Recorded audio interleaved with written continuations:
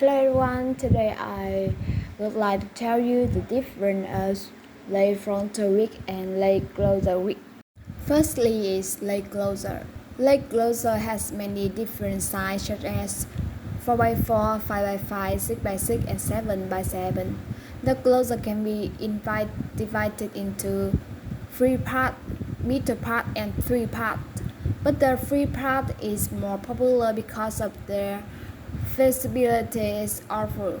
4x4 and 5x5 closer are used by many people because of their reasonable price and body design.